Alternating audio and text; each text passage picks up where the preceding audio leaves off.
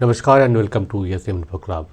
Friends, HCPC को लेकर के बहुत ज़्यादा सवाल है।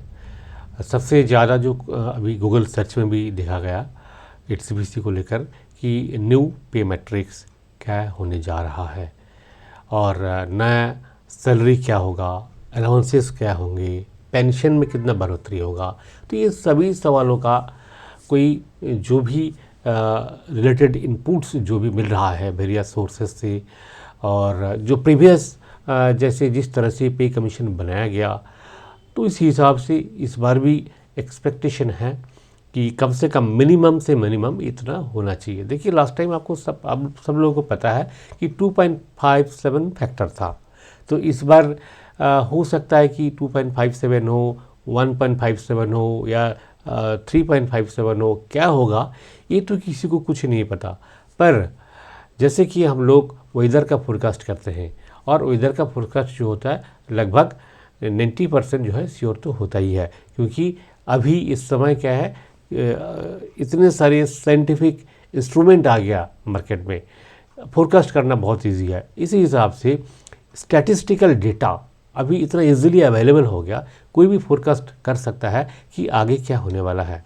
ठीक है, क्योंकि देखिए, जब हम पे कमीशन जैसे एक भारी चीज़ को लेकर के डिस्कस कर रहे हैं, तो इसमें जो भी इसका रिलेटेड एस्पेक्ट्स है, सोशियो इकोनॉमिक इम्पैक्ट क्या है, ठीक है, गवर्नमेंट एक्सचेकर में कितना लोड पड़ सकता है, गवर्नमेंट कितना बियर कर सकता है, गवर्नमेंट का एबिलिटी क्या है, गवर्नमेंट का एक्सपेक्टेशन क्या है, ठीक है, जो इकोनॉमिक ट्रेंड्स है, वर्ल्ड इकोनॉमिक ट्रेंड्स क्या है, नेशनल पर कैपिटा इनकम और जीडीपी का क्या स्टेटस है, ये बहुत सारे एस्पेक्ट्स को जब स्टडी करते हैं तो एक नतीजे में पहुंचते हैं। तो इसी तरह का इसका जो एक्सपर्ट लोग हैं, जो इस चीज़ में बहुत ज़्यादा स्टडी करते हैं, काफ़ी दिनों से स्टडी कर रहे हैं। देखिए, HCPC का अनाउंस तो हुआ है 16 जनवरी को कि HCPC फॉर्मेशन हुआ है, पर ये होगा करके सब लोगों को पता था, जो लोग इसका रिलेटेड है, हम सबको पता था कि एक दिन न एक दिन ज़रूर कुछ ही दिनों में HCPC फॉर्मेशन हो ही जाएगा। तो तभी से स्टडी चल रहा था। तो इसी तरह का एक स्टडी जो सोशल मीडिया में आया हुआ है और जो उनका जो ऑफिशियल ब्लॉग में पब्लिश हुआ है, उसी को लेकर के डिस्कस करेंगे। क्या उसमें सच्चाई है, कितना उस पर हम भरोसा कर सकते हैं, क्या उसमें वैलिडिटी क्या है, इसका लीगल वैलिडिटी क्या है, ठीक है, उसमें पॉसिबिलिटी कितना है, ये सब चीज़ डिस्कस करेंगे आज के इस वीडियो में। बने रहिए पूरा एंड तक, ठीक है। तो सीधा चलते हैं उनका। देखिए, ये जो आप देख सकते हैं प्रोजेक्टेड HCPC पे matrix table, how much increase, कितना बढ़ेगा आपका सैलरी या पेंशन जो भी है।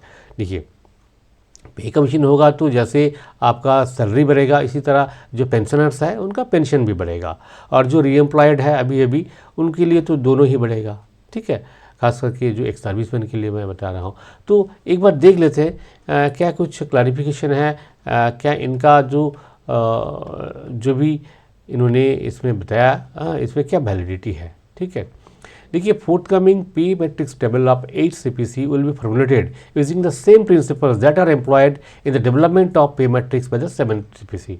तो ये एक सबसे बड़ी चीज़ें है, इस पर आपको भरोसा करना ही होगा कि पहले का पे मैट्रिक्स टेबल जैसे बनाया गया था 7 CPC हो, या फिर आप ग्रेड पे सिस्टम जब बनाया गया था 6 CPC में, उससे पहले 5th CPC में जिस तरह से बढ़ोतरी हुआ था और जो भी फैक्टर्स उसमें कंसिडर किया गया था, वही फैक्टर अगर हम इस बार भी कंसिडर करें और प्रेजेंट सोशियो इकोनॉमिक स्टेटस को, गवर्नमेंट का एबिलिटी को अगर देखें हम, तो हर चीज़ को मद्देनज़र रखते हुए हम एक नतीजे पर पहुंच सकते हैं। कैसे? देखिए, फर्स्ट CPC में जो मिनिमम पे था वो 55 रुपीज़ था, सेकेंड CPC में जो मिनिमम पे था वो 80 रुपीज़ था, बढ़ोतरी हुआ 14.2%, ठीक है। थर्ड CPC में जो बढ़ोतरी हुआ 20% बढ़ोतरी हुआ था, मिनिमम पे 196 हो गया। फिर फोर्थ CPC में जो मिनिमम पे हुआ था 750 रुपीज़, और जो खास एक बढ़ोतरी यहाँ देखने को मिला 27.6%, ठीक है, बहुत एक अच्छा बढ़ोतरी हुआ था। ओके, नेक्स्ट है कि आपका 5th CPC, जहाँ पे 31% ये बढ़ोतरी हुआ था, मिनिमम पे हुआ था 2550। और 6th CPC में आपको तो पता ही है, जो बिल्कुल हैट्रिक है, बिल्कुल ऐसी मतलब छक्का लगा लिया कि सीधा 54%, सीधा 54% का बढ़ोतरी। ठीक है, इससे पहले जो पॉइंट टू पॉइंट फिक्सेशन नहीं होता था, इसलिए जो मल्टीप्लिकेशन फैक्टर ये चीज़ें पहले यूज़ नहीं होता था। उस समय एक पॉइंट टू पॉइंट फिक्सेशन नहीं था, उस समय ट्रेड वाइज, ग्रेड वाइज, पे वाइज फिक्सेशन होता था। ठीक है, तो अभी 6 CPC से शुरू हुआ क्या, पॉइंट टू पॉइंट फिक्सेशन, यानी कि आपका अगर 100 रुपया आज पेमेंट है तो 6 CPC जब हुआ उस दिन आपका 186 रुपीज़ हो गया। ठीक है, सीधा सीधा पॉइंट टू पॉइंट फिक्सेशन था, तो इसमें बेनिफिट काफ़ी ज़्यादा हुआ लोगों का, और मिनिमम पे हुआ 7000 पॉइंट टू पॉइंट फिक्सेशन का वजह से। 7 CPC में सिमिलरली देखिए इतना ज़्यादा बढ़ोतरी तो नहीं हुआ, पर इसमें 2.57 जो फैक्टर था, अगर सिर्फ हम इसको कंसिडर करें बेसिक पे को, तो देखा जाए तो इतना ज़्यादा बढ़ोतरी नहीं हुआ। हाँ, पर फिर भी देखिए 7000 और 2550 में 5000 का ही फ़र्क होता है, 18000 7000 में 11000 का फ़र्क है, तो ये फ़र्क तो है ही, पर मल्टीप्लिकेशन फैक्टर में ज़्यादा जो परसेंटेज बढ़ोतरी है उसमें ज़्यादा फर्क नहीं पड़ा। पर इसके ऊपर जो अदर अलाउंसेस एंड जो भी HRA वगैरह जो भी चीज़ें हैं, अदर थिंग्स जो डिपेंड करता है पे जो एलिमेंट्स है, उस पर बढ़ोतरी काफ़ी हुआ है, और कुल मिलाकर के 7 CPC का जो रिज़ल्ट था वो काफ़ी अच्छा रहा। और इस बार इसी हिसाब से जो भी फैक्टर्स को कंसिडर करके 6 CPC, 7 CPC और आगे का पीछे का भी जो CPC बनाया गया था, वही फैक्टर अगर कंसिडर करें तो 8 CPC में एंटीसिपेटेड वैल्यू आता है 2.28, इसका जो मल्टीप्लिकेशन फैक्टर आता है, और 2.28 मल्टीप्लिकेशन फैक्टर अगर आएगा तो मिनिमम पे बनेगा 41,000, जो कि MTS, ग्रुप डी, एयरस्टाइल इनके लिए एप्लीकेबल है 41,000, और इसमें बढ़ोतरी 34%। देखिए 6 CPC में आप देख सकते हैं 54% था, पर 8 CPC में वही चीज़ अगर कंसिडर किया जाए, इन्फ्लेशन रेट को अगर कंसिडर किया जाए, मार्केट वैल्यूज़ को अगर आप कंसिडर करें, ठीक है, वैल्यू ऑफ मनी को अगर आप देखें, ठीक है, और ट्रेंड्स, इकोनॉमिक ट्रेंड्स और इलास्टिसिटी ऑफ मनी, ये हर चीज़ आप अगर डिमांड इलास्टिसिटी इसको अगर आप कंसिडर करें, इसको अगर एनालिसिस करें, तो मार्केट का जो कैश फ्लो और अफोर्डेबिलिटी के साथ जो गवर्नमेंट रेवेन्यू का डायरेक्ट जो एक रिलेशन है, उस चीज़ को अगर देखें तो आगे जाके हम इसको और एनालिसिस करेंगे, तो इस हिसाब से मिनिमम 41,000 आ रहा है।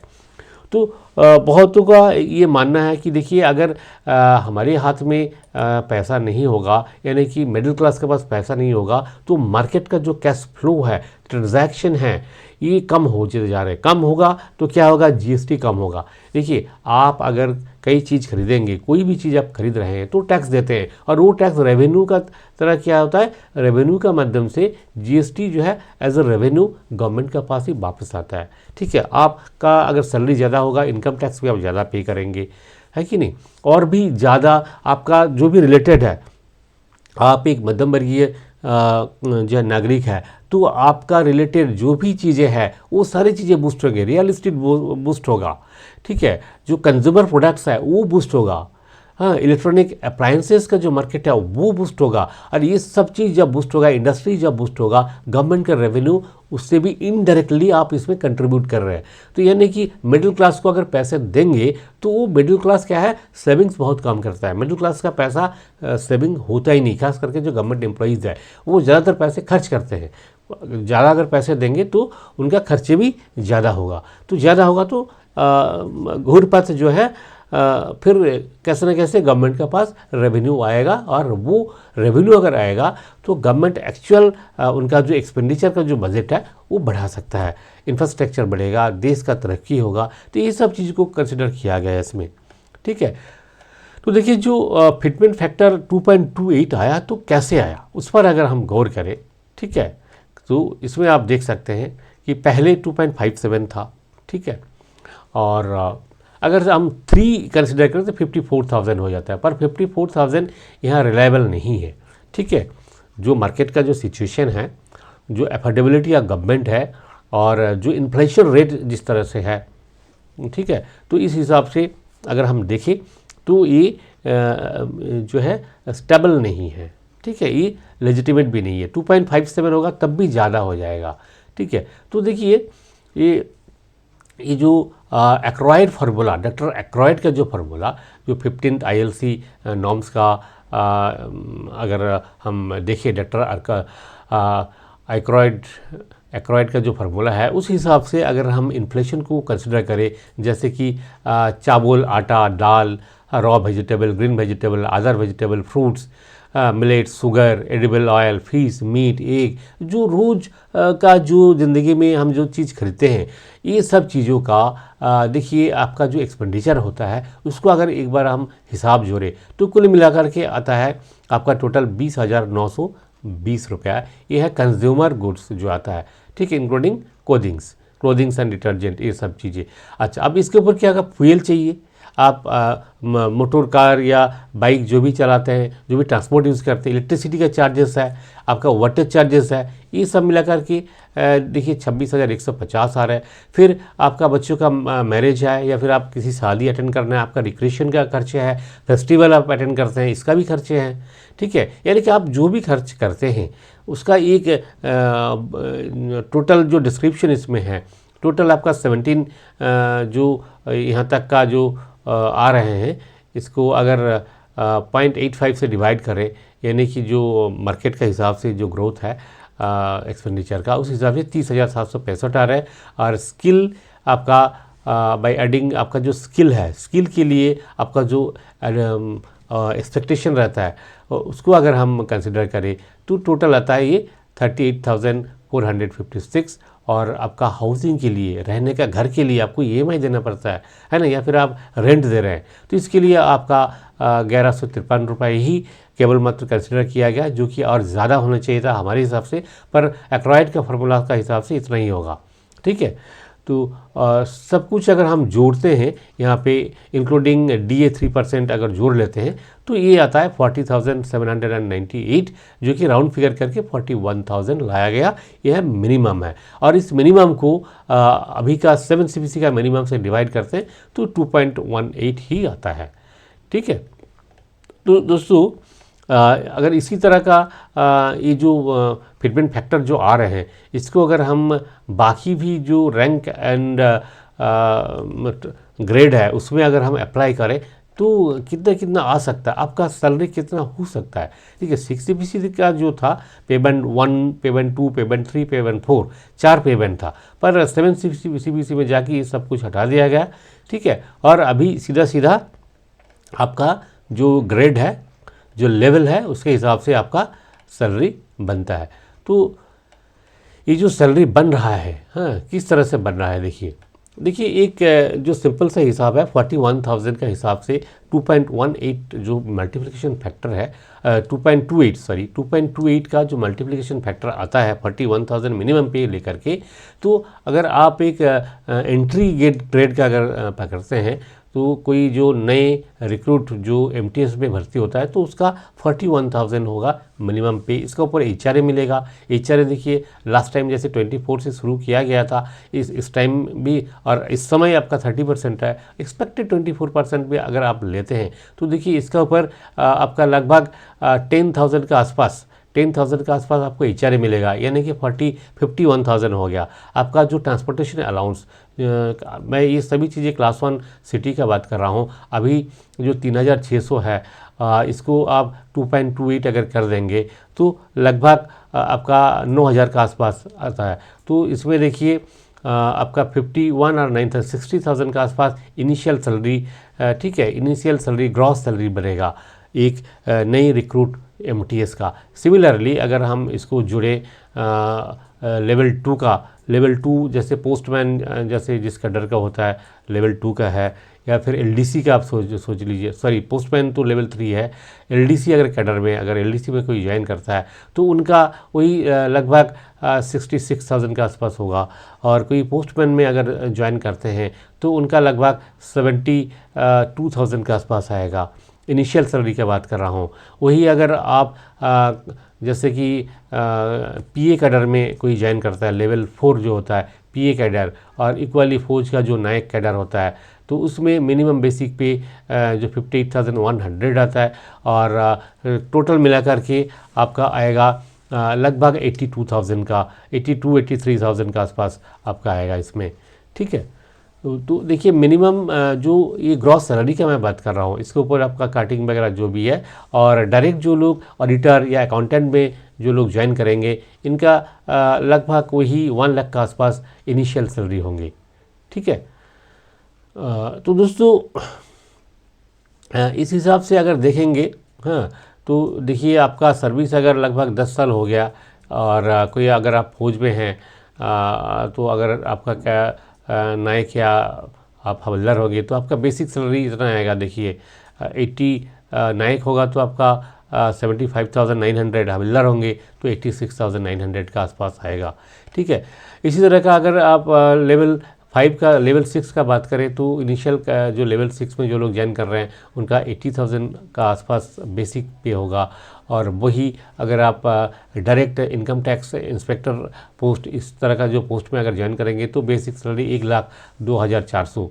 ठीक है, और डब्ल्यू पोस्ट लेवल 8 का जो पोस्ट है, डब्ल्यू एंड इक्विवेलेंट जो पोस्ट होता है सेक्शन अफसर का जो होता है, उसमें होगा आपका 1,08,000। और इसी तरह का 1,21,000 जो डायरेक्ट 5400 यानी कि आईएएस का इक्विवेलेंट ग्रुप ए पोस्ट में जो लोग ज्वाइन करेंगे, ठीक है, उनका 1,21,000 से होगा। इस समय 53,100 है, ये ग्रुप बी है। और ग्रुप ए में जो होंगे उनके लिए थोड़ा सा ज़्यादा होगा। ठीक है, उनके लिए 3-4 हज़ार रुपया, मतलब 6,000 रुपये और ज़्यादा होगा। समझ लीजिए कोई यूपीएससी का थ्रू कोई अगर आप ज्वाइन करेंगे तो आपका इनिशियल पे 1,28,000 या 1,29,000 के आसपास होगा। यूपीएससी का जो इनिशियल ग्रुप ए ऑफिसर का जो इनिशियल बेसिक पे होगा। तो ये एक एक्सपेक्टेशन तो आप बोल ही सकते हैं, साथ ही साथ लॉजिकल एक्सपेक्टेशन आप बोल सकते हैं इसको, क्योंकि ये जो एक्सपेक्टेशन है, ये जो प्रोबेबिलिटी है, ये बहुत सारे फैक्टर्स को जोड़ करके तब कैलकुलेट किया गया और वो फैक्टर है 2.28 है। पर देखिए ये इस पर कोई गवर्नमेंट का कोई भी ऑर्डर्स एंड इंस्ट्रक्शन ऐसे नहीं है कि यही होगा, ना ही जिन्होंने बनाया इनका गवर्नमेंट के ऊपर कोई इन्फ्लुएंस है। इसलिए इसको बिल्कुल एब्सोल्यूट आप नहीं मान सकते हैं, क्योंकि फाइनल जो डिसाइड करने वाला जो अथॉरिटी है वो 8 सीपीसी है। पे कमीशन इसी वजह से फॉर्मेशन करवाया गया कि ताकि उनको ये सब चीज़ें स्टडी करके गवर्नमेंट का पास वो एक रिकमेंडेशन सबमिट करें और इस रिकमेंडेशन को गवर्नमेंट का जो मैकेनिज़्म है उस प्रोसेस से इसे जांच पड़ताल करके फिर इसको इम्प्लीमेंट किया जाए। तो वहाँ ये जो भी बनाया हुआ है, जो भी अथॉरिटी इनको बनाया प्राइवेट अथॉरिटी है, उनके साथ गवर्नमेंट अथॉरिटी का कोई लिंक नहीं है। तो देखिए एक एक्सपेक्टेड जो एक पे मैट्रिक्स है, ये यहाँ पे आप देख सकते हैं। ये सारी चीज़ें आपको अगर चाहिए तो हमारा ESM इन्फो क्लब का जो वेबसाइट है वहाँ पे ये सब चीज़ें आपको मिल जाएगा। ठीक है, वहाँ से आप डाउनलोड भी कर सकते हैं। ठीक है, तो दोस्तों ये था आज का जो खास अपडेट है। इसी तरह 8 CPC को लेकर के जो भी आपको लॉजिकल और लेजिटिमेट लगता है वो हम जो है अब टाइम टू टाइम आपको अपडेट करते रहेंगे। ठीक है, ऐसे नहीं कि आपको ऐसे ही डे ड्रीम दिखा करके छोड़ देंगे, ऐसे नहीं है। ये डे ड्रीम नहीं है। जब 6 CPC हुआ था तब भी मैं सर्विस में ही था और उस समय भी लोग ऐसे कर रहे थे कि नहीं इतना नहीं हो सकता है, जबकि 6 CPC का 54% बढ़ोतरी था और उस समय किसी ने भी विश्वास नहीं किया कि ऐसे हो सकता है, पर हुआ है ना, हुआ तो है ना। 6 CPC में 54% का बढ़ोतरी हुआ था। इस बार तो हमने इतना भी एक्सपेक्टेशन को वहाँ तक भी नहीं ले गए, जबकि इन्फ्लेशन रेट अब इस समय बहुत ज़्यादा है।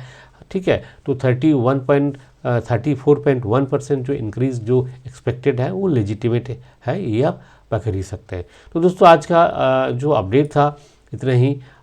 फिर इसी तरह का इम्पॉर्टेंट अपडेट्स के लिए आप जरूर रहिए हमारे साथ और ESM इन्फो क्लब का जो यूट्यूब चैनल है सब्सक्राइब तो ज़रूर कीजिए। हमारे जो वेबसाइट है वेबसाइट को भी टाइम टू टाइम देखते रहिए, क्योंकि वहाँ पे भी बहुत सारी इन्फॉर्मेशन है जो इन्फॉर्मेशन आपके लिए हो सकता है बहुत ही इंपॉर्टेंट, क्योंकि वहाँ केवल मात्र हम अपडेट्स ही नहीं देते, रूल्स रेगुलेशन प्रोसेस कैसे के ये करना है, हाउ टू, है ना, बहुत सारी चीज़ें आप ढूंढते रहते हैं। फौज का रिलेटेड, फौज का वेलफेयर के रिलेटेड, रूल्स रेगुलेशन के रिलेटेड हर चीज़ आपको वहाँ पे अवेलेबल है।